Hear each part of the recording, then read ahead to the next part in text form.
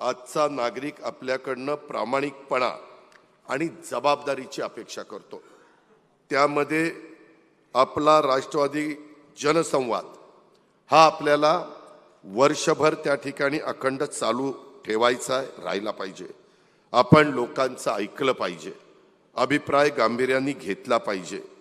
आपण ठोसपणे एखादं काम आल्यानंतर त्याबद्दलचं उत्तर पण दिलं पाहिजे। बघू, करू, आज या, उद्या या, तिकडं भेटा, इकडं या, अशा पद्धतीनं हेलपाट्यावारी त्याला तुम्ही अडचणीत आणू नका अशी माझी तुम्हाला कळकळीची सर्वांना विनंती आहे। हे जे काही मार्ग आहेत, ह्या वेगवेगळ्या मार्गांनीच लोकांच्या मध्ये आपण विश्वास निर्माण करू शकतो। महाराष्ट्रवादी रे, महाराष्ट्रवादी रे।